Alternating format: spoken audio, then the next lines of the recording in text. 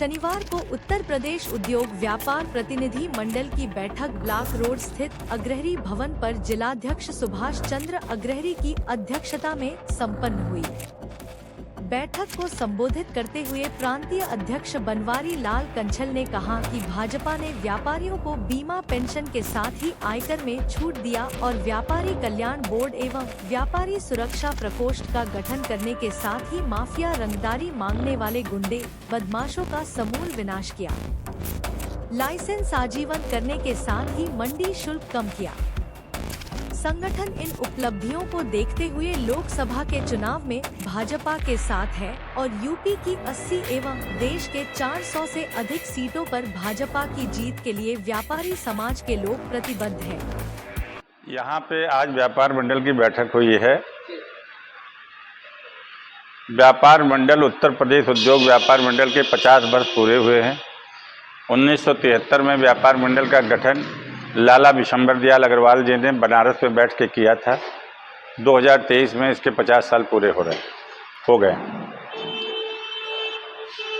व्यापार मंडल ने व्यापारियों के हितों के लिए बहुत काम किया है। इंस्पेक्टर राज को समाप्त कराया है, 3/7 को स्थगित कराया है, चुंगी को समाप्त कराया है, तहबाजारी को जड़ से उखाड़ फेंका है, जिला पंचायत के टैक्सों में कमी की गई है। तो ये सब बताने के लिए, और अभी लोकसभा के चुनाव चल रहे हैं, हम चाहते हैं, व्यापार मंडल चाहता है कि फिर से मोदी जी की सरकार बने। इसलिए बने, व्यापारियों के हित में मोदी जी ने काम किया है। मोदी जी ने 2019 में 10 लाख रुपए का दुर्घटना बीमा दिया। 1 करोड़ 20 लाख व्यापारी हैं रजिस्टर्ड। पूरे उत्तर प्रदेश की डिमांड पे मिर्जापुर में वो आए हुए थे और हमने अपना ज्ञापन वहाँ मिर्जापुर में हमारे जिला अध्यक्ष जी ने उनको दिया। उन्होंने पढ़ा और उन्होंने सवेरे घोषणा कर दी। और बीमे का दिया, पेंशन, अब अधिकारियों को पेंशन मिल रही है, जो सरकार से वेतन ले रहे हैं, जो सरकार से गाड़ी ले रहे हैं, घर से मकान ले रहे हैं, और हम लोग तो कुछ नहीं ले रहे।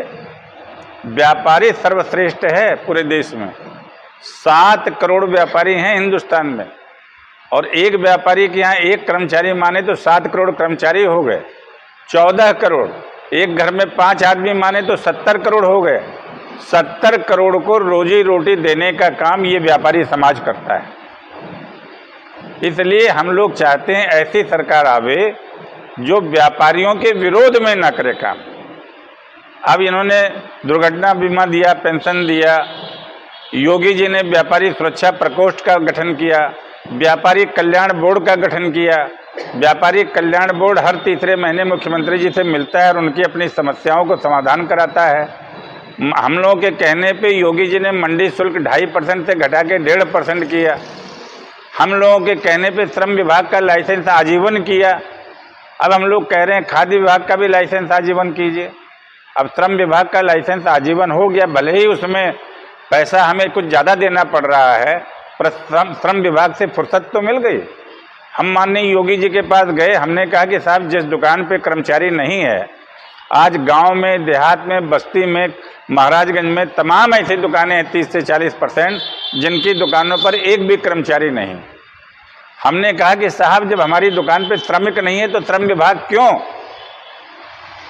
योगी जी ने हमारी बात को उचित माना और उन्होंने कानून पास कर दिया कि जिस दुकान पे कोई कर्मचारी नहीं होगा उस दुकान पे श्रम विभाग के अधिकारी नहीं जाएंगे और उनका पंजीकरण नहीं होगा। तो इसलिए आज हम अपने व्यापारियों से अनुरोध करने आए हैं कि भाजपा की सरकार ने, चाहे वो केंद्र में हो चाहे प्रदेश में हो, व्यापारियों के लिए अनेकों काम किए हैं। इसलिए भाजपा को विजयी बनावें, कमल पे मोहर लगावें और भाजपा को 400 के पार पहुँचाएं। 10 लाख रुपए का स्वास्थ्य बीमा किया जाए। हमारी तबीयत ठीक रहेगी तभी तो हम सरकार को ज़्यादा ज़्यादा टैक्स देंगे। हमारी दुकान जल जाती है, लुट जाती है, बह जाती है, उसका 25 लाख रुपए का बीमा किया जाए।